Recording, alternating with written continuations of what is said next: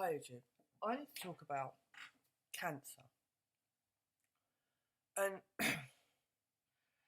all of you who know me know that I'm quite anti-pharma. Take the P away, what does it spell? It spells pharmacy. What a pharmacy. What do pharmacy companies do? They're corporate global conglomerates that only make profit out of sick people. Because you can't make a profit out of people who are well, can you? Selling tablets that solve their problems.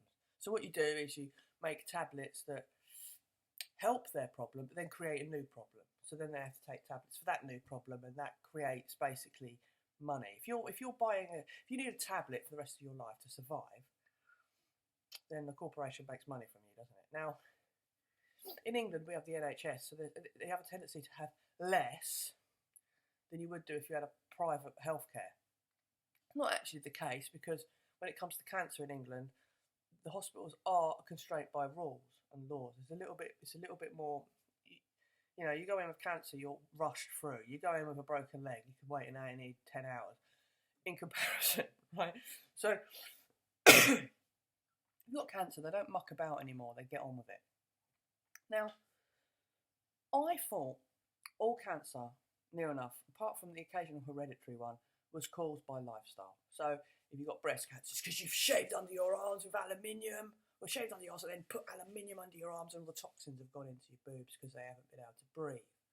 I also thought that eating foods that are no good for you and unoxygenating your body cause cancer. It does, but it doesn't cause all cancers. Cannabis will get rid of it all. Not all of them. I found that out once I found that my girlfriend has got breast cancer. Okay? I've then gone to the doctors with her who've shown me that there's actually so many different types. It's unbelievable. So I'm very quick to go, do this! You got cancer! Do this! No. Right? Her gran died of breast cancer 50 years ago. Lived on an island called St. Vincent, which is bang opposite Barbados. They had their own cows, their own goats, and if they wanted milk, they'd milk it. Okay? They didn't inject it with estrogen. They grew all their own food and lived on an island that was not contaminated with corporate means. We're talking 50 years ago on a little island next to Barbados that barely had electricity, let alone anything else. No, it had electricity.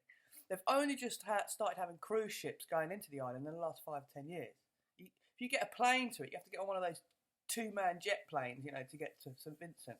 So she is a perfect example of someone who's got breast cancer and hasn't been touched by a corporate entity in any form, way whatsoever. She had no treatment. She was scared of it all. Ate a completely organic life. Didn't have a sweet tooth. Used to make cakes for people, but didn't have a sweet tooth. And they didn't they didn't actually consume much dairy, because in the island, if you want dairy, you have to import it, and it costs a fortune. Most people who live in the Caribbean drink goat's milk. Now, they wouldn't drink goat's milk, that's for the poor. Because, that's what they thought anyway. So most people who, in Jamaica, I think, drink condensed milk, which is something they didn't use. Because I asked all these questions, and I was like, well, hold on, because Laura's mum kept saying, no, it's not just lifestyle. And she is a nurse, but she's very quick to say, don't take that. Don't take a vaccine. She's the one who told me not to take a vaccine. She told everyone in the family, don't take a vaccine, they're bad. And she's a nurse, so she's not stupid. Anyway, so there's all different types, right? So you can get it induct, outduct, all this other crap. So she's got caramel induct camola, or whatever it is, right? 80% of breast cancer is that, okay? But there's exceptions to that as well. You've got HER2. HER2 is I think it's like more of the hereditary gene. HER2 meaning it's a protein that attaches itself to tumours, okay? And it's caused by something. They know what causes it. You've got ER, estrogen. You've got PR, prostrogen, whatever it is. Now, you can be positive or negative for each of these. So Laura, for argument's sake, is, triple negative. So if you're negative to HER2, you're negative for ER, and you're negative for PR, you've got lifestyle cancer. That's the nearest you can put it, okay? So using cannabis might help. Right, reoxygenating yourself will probably help. Right, eating decent food, organic, will help. All this stuff that everyone bombards you with, including me, when people say, "Oh, what cancer?" without actually looking into the depths of it. And I've realised, being on the receiving end of people doing that to me, how fucking unemotional and how abrupt it is. And why people get pissed off with people like us who try and spread truth. Because the way it comes across, you think, you unemotional fucker. You know? That's how it makes you feel. And I've been on the receiving end of it, so this is why I have to make this video.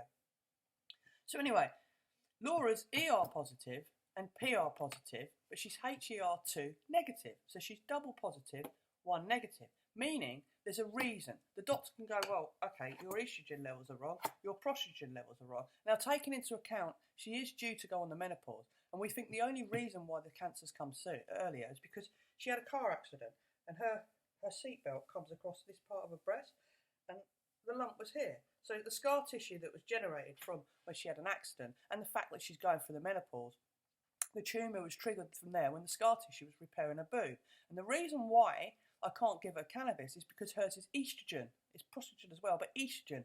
THC, which is a byproduct, the bit that makes you high in cannabis, actually feeds estrogen-based tumours, right? CBD kills things, which is the other part of cannabis, but THC feeds estrogen-type tumours. So I'm like, shit, I can't even give her that, right? So CBD's work, which is hemp. That's why she has that. She has that now because of side effects of chemotherapy, which I'll explain to you in a minute, which I'm not a lover of chemotherapy. It's not something I'd necessarily do. But our hands are tied in a way of where we are at the moment. So I now know there's all different types of cancer. Now I'm just talking about 3 different types. So the hospitals say if you're positive for ER, PR or HER2R, they know what's probably caused it. So therefore they can give you hormones or combat it or whatever else they need to do to actually get rid of the tumour. She's ER8 and PR8, meaning that she's got more receptors on her cell types than someone who's ER1 or PR1. So hormone therapy, tamoxifen, or whatever that bloody drug is that's called what people use during the menopause and out of the menopause to do with cancer, will actually work on her cancer type. So it's quite likely by taking that drug for 5 years before she finishes the menopause, that will keep it away. Okay? She had a mastectomy because her lump was 5 centimetres, but even she's got such dense boobs, it hadn't spread anywhere. It baffled them. They were like, "Oh, okay, it's a bit squidgy. It's not really like it should be." We explained about the car accident, and the surgeon sort of raised her eyebrow. Okay, that's a bit strange. So the surgeon's really, really good. So she had a mastectomy with immediate reconstruction, and while she was there, she said, "I'm going to do an axillary clear because there's no point going back in. We might as well check." So she checked her lymph nodes. There was a trace, and I mean a trace, in one lymph node. Before that, they'd checked the lymph nodes. There was nothing. So it was like, thank fuck for that. She won't need chemo. She won't need radiation. Well, maybe just a couple. Maybe bicarbonate of soda and peroxide and fucking vitamin C will help it. But anyway, she has this operation, and then basically the surgeon said, "I don't think you really need radiation because of the quantity of stuff that's been taken away from it." The oncologist that Laura's got for chemotherapy is a complete... I've never known anyone so unhuman. Honestly. I have never known anyone so unhuman in my life. We actually saw an android. We didn't see a human being, we saw an android. Right? Anyway, I said to Laura, look, if anything, I says, I don't know how I feel about chemo. I don't know how I feel about me having chemo, let alone you. But it's your body. You've got to do what you've got to do. If you've got faith in these people, then do what you need to do. Now, the chemo is a safeguard, right? Basically, it's just to make sure nothing's left, right? So to me, it was like, well, have 3 then. Do whatever. Anyway, the minimum is 6, which is a fucking... yeah? So... she decided that she was going to have the chemo just to safeguard it. I said, look, at any point during that process you feel that you don't want to do it or it's too much, then just say and you stop. You know, I can't tell you what to do. I don't know if I'd have done chemo. I don't know what I'd have done. I really don't. Because of the fact I can't combat her fucking tumour. Well, the tumour's not there, but I can't combat any cancer cells left in her body with cannabis. And I can't do it with sulphur and reoxynator because it's not that that's caused it. She's near enough vegetarian anyway. She doesn't consume dairy anyway. You might have the occasional bit of milk on a Weetabix, right? She's not as strict as I am with E numbers and that, but she's educated by it, so she doesn't drink aspartame. She doesn't have much sugar. She doesn't smoke. She hardly ever drinks. She's one of these people who shouldn't get cancer. Lifestyle-wise, right? I've smoked cigarettes in my life. I've drunk loads of alcohol. I've taken drugs when I was younger. I've smoked shed loads of cannabis. I've done all these things. If anything, I should have lung cancer or something because of my lifestyle, or something because of my lifestyle. But this is just a message to people, right? If someone's got breast cancer, ovarian cancer, or prostate cancer, they might not be cured with oxygen and sulphur, okay? Especially if they're hormonal, related to people's menopause, to people having a baby, and like one of my other friends is 28 or something. I think she's 28. Well, not my friends. One of my friends' friends. I think it's 28. 28. I think she's had a baby, and the spike in different chemicals in her body caused her to get ovarian cancer. Really nice at 28. That's really great. Yay. So not all cancer is caused by corporate conglomerates, right? Now, if you consume shed loads of milk with estrogen in it, then you could have triggered it. Laura doesn't. This is the other thing that's so fucking strange about it, right? Laura doesn't. She doesn't even drink hot drinks, right? She drinks water most of the time, right? Tea, right? Maybe a cup of tea in the morning. That's about it. And not every morning. Yeah? She's not a massive drinker of milk, nor is a nan. So we know that the estrogen in the milk has not caused it. If you drink gallons of shit milk and then eat shit food and all the other shit on top of it and then smoke 90 a day and you get cancer, then it's obviously a lifestyle cancer caused by these things. But this is just a message to all the truthers out there, right? Cancer is caused by corporations, of course it is. But there is a small percentage that isn't.